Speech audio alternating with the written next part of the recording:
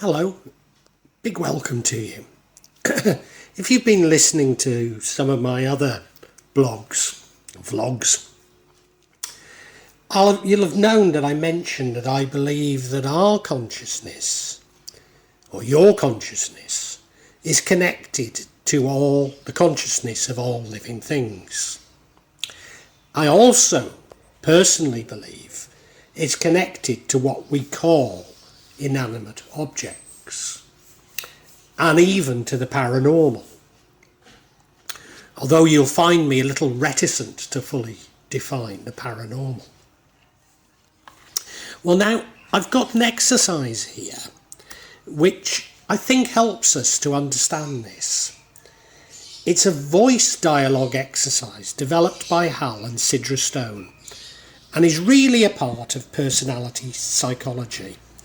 But I have to say that this version is largely borrowed from the Foolish Fish YouTube channel, which I really do recommend. Now, he's a ceremonial magician from the Western tradition, so very, very unlike me.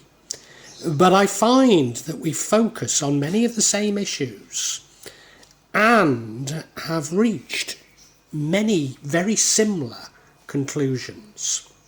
Now, you may know this whole exercise by a completely different name, but that's actually a copyrighted exercise, so I can't use that one.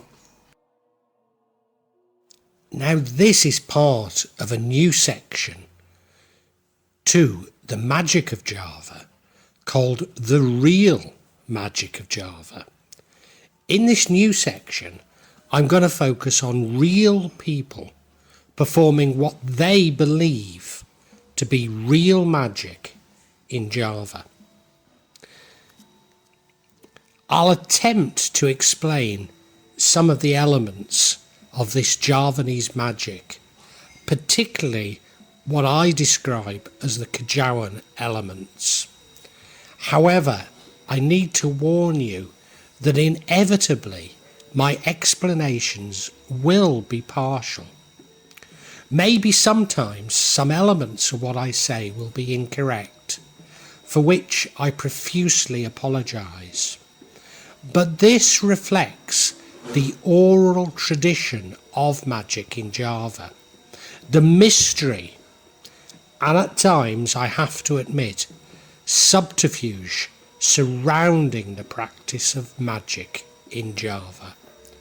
Please accept my apologies, but I do hope you enjoy this new section. I suppose at its simplest, what I'm talking about is this really reflects the uncertainty that we feel about situations and those internal dialogues that we have with ourselves about these things. Now, I'm very taken by Godel's Incompleteness theorems, which suggests that everything can be both true and untrue simultaneously, i.e. at the same time. And that seems to explain why my mind goes from thesis to antithesis. And maybe it does go through a synthesis, but it seems to go straight to another thesis. Maybe it skips synthesis, or maybe it's short-lived, but I just keep going from thesis to antithesis, going round almost in a circle or a spiral. And I think that helps to explain it.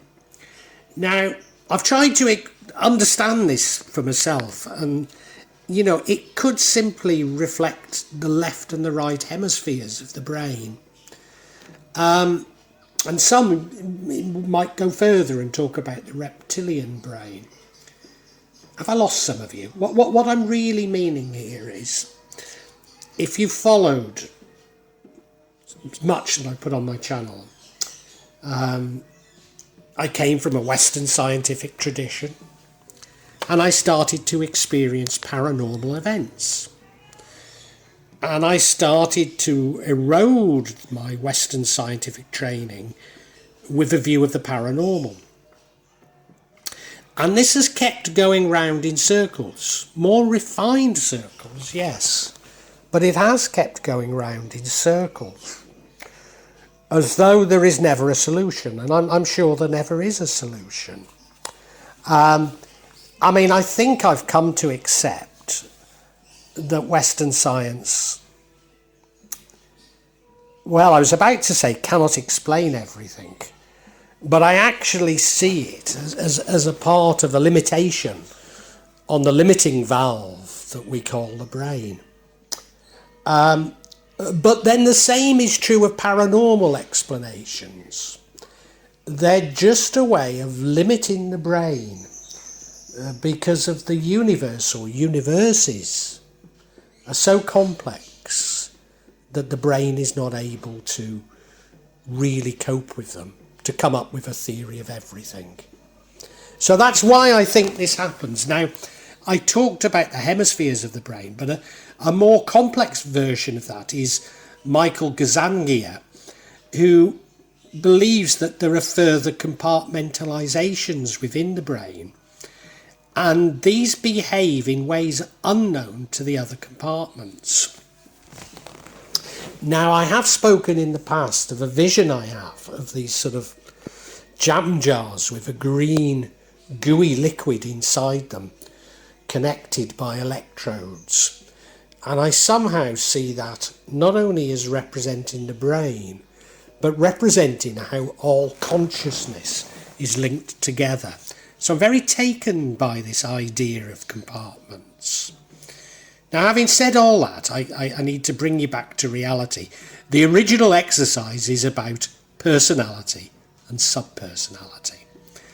Now, I am somewhat qualified in personality psychology, and I don't want to dismiss it, or at least not here. Maybe we'll do another vlog on that. But this exercise is designed to help you understand consciousness, and in particular my animistic approach to consciousness. It consists of a series of questions which you must answer out aloud. Don't just answer them to yourself. You may even like to write them down. Now, I'm going to ask these questions of a specific part of your mind, such as the pleaser, and you must answer it from that point of view, the point of view of the pleaser. You may need to pause the video at times and think of your answers, because you're answering just from this part of the mind. Now, you could see it as a role play, so it would go something like, may I speak to the pleaser? And you would answer, this is the pleaser speaking. What is your purpose? My purpose is to please. Now, you need to understand that is your only purpose. You need to ignore the other parts of your mind wanting to refine this. And if you're having difficulty, again, just pause it. Get into this role play of being the pleaser. Express your feelings as honestly as you possibly can. Even if this involves you swearing, maybe even crying. And a useful way of doing this is to speak to yourself in the third person, i.e., I please him. There's something else that you might do, or I'd advise you to do, is you might want to physically move around so that you physically separate yourself from the part of the mind that is speaking. So with each part that I speak to, you can move. You know, you might be just sitting on a sofa and move from one side to another, but that physical movement helps you to just speak in that one-dimensional way. And for this reason, I'm going to ask you to find somewhere quiet and comfortable for this exercise.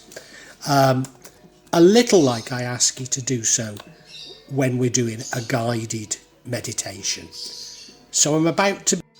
Okay, so hopefully you're somewhere quiet, somewhere comfortable, somewhere you can move around. You've got pen and paper.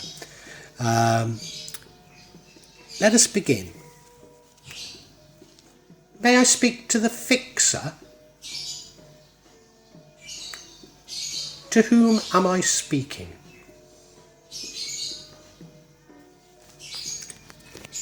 What is your purpose? Where are you located? Are you considered useful? Are you loved? What happens when you've fixed absolutely everything? Do you enjoy fixing things?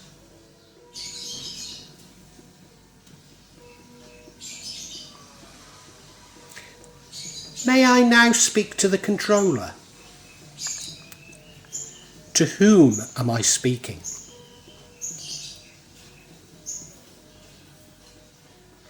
What is your purpose?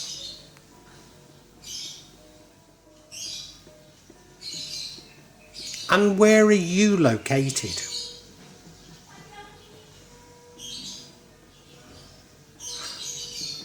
What would happen if you stopped controlling?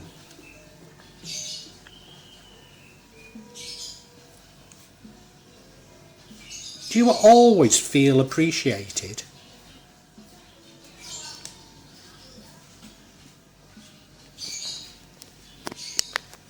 Are you sometimes asked to stop controlling?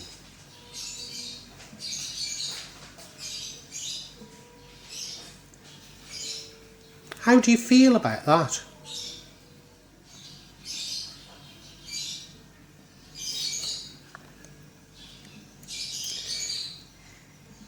Now, with your permission, controller, I would like to speak to other parts of the mind. You can keep an eye on them. If you get too worried, you can step in. But can I have your permission to speak to other parts? May I speak to the protector? To whom am I speaking? What is your purpose?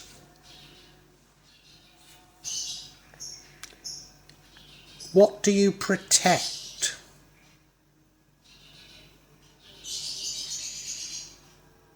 Who is the main one you protect?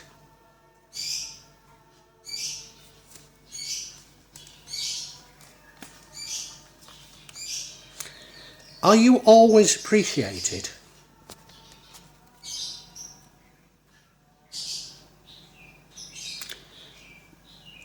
Are there times when you don't feel appreciated? How does that make you feel? What do you do when this happens?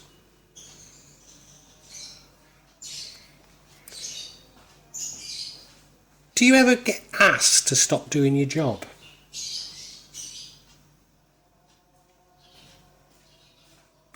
How did that work out?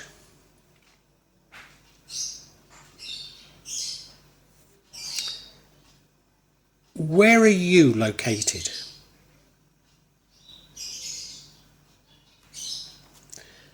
Is it possible for me to speak to other parts of the mind?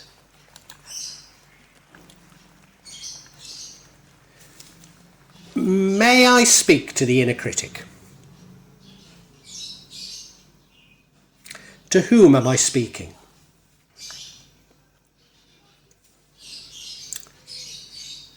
What is your purpose?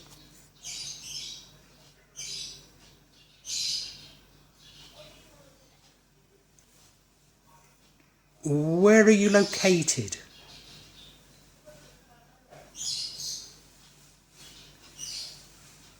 In what ways are you helpful?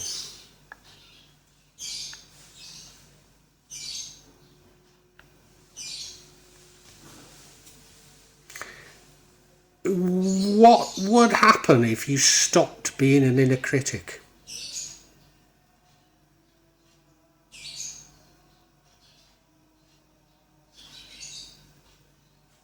What do you think of this exercise?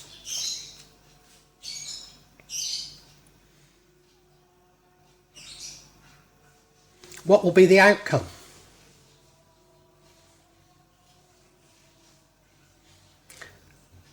But what would happen if you simply allowed any exercise to go ahead?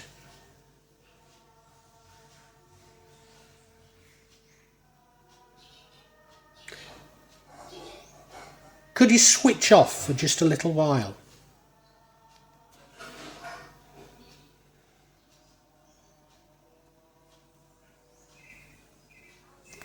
May I speak to other parts of the mind? May I speak to sensuality? To whom am I speaking?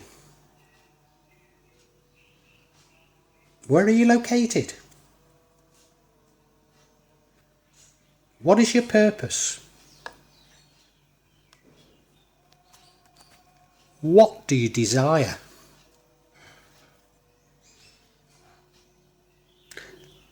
Are you always appreciated? Are there times when you feel not so appreciated?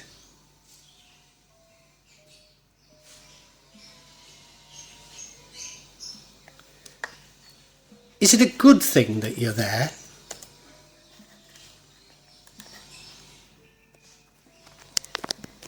May I speak to other parts of the mind? May I speak to the judge? To whom am I speaking? Judge, where are you located? What do you judge?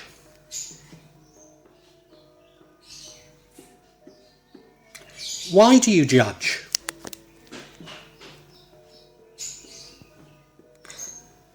What would happen if you stopped judging?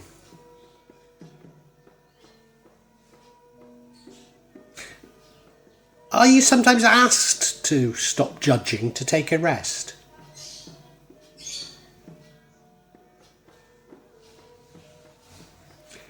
Are you able to rest?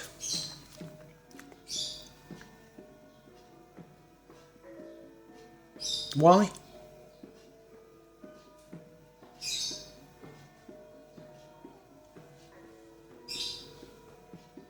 Do you get much rest?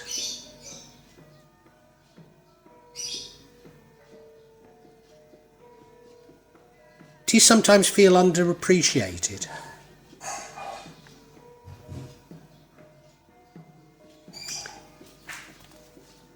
Now, Judge, I realise it might be a bad idea to switch off altogether, but might I speak to other parts of the mind?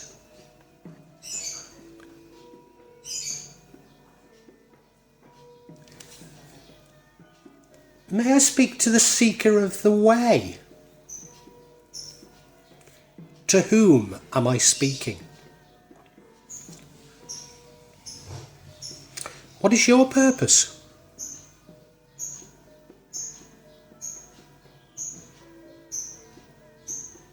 What happens when you find a way?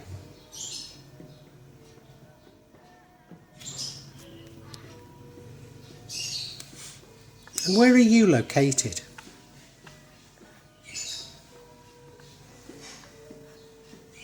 May I now speak to the observer? To whom am I speaking?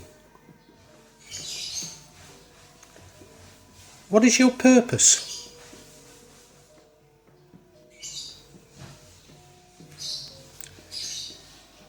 Can you describe yourself?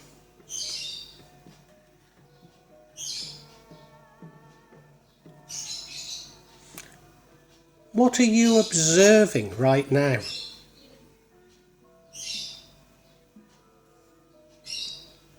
I wonder, do you sometimes find that the judge gets in the way?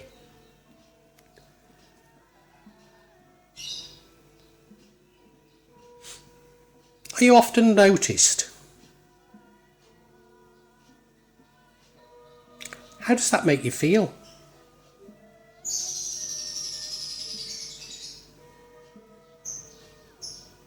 What do you like?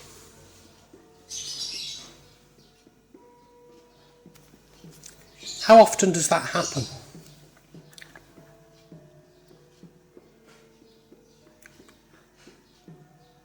Where are you located? Now may I speak to the vast mind? To whom am I speaking?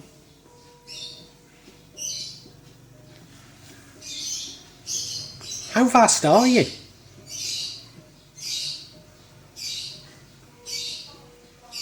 Do you have a limit?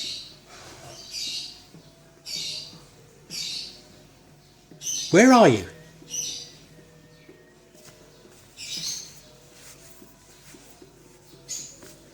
Are you contained?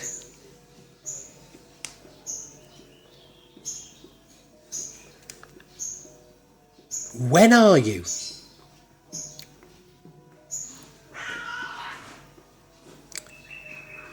Is there anything in space which does not exist inside of you?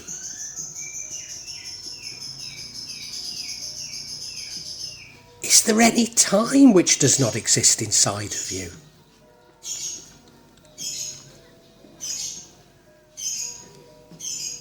Can there be an outside of you?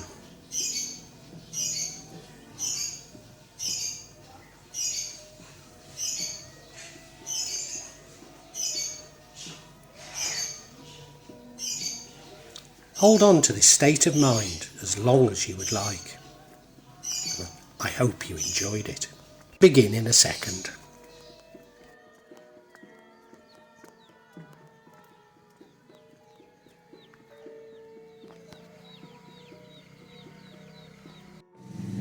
Well, I really hope you've enjoyed this.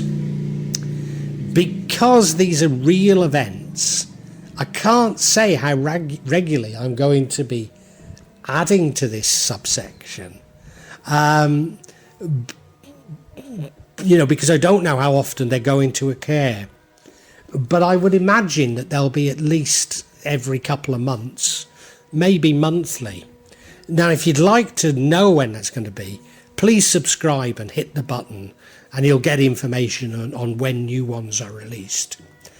I'd love you to make comments and ask questions, and if you do, I'll attempt to answer them as honestly as I can. I promise you that there's no attempt on this channel or this part of this channel of me. There'll be no attempt by me at any type of subterfuge. I'll try to be as honest and open as I possibly can be. Inevitably, there will be some of you who disagree with my interpretation, and we can agree to disagree. But what you're seeing is real stuff here.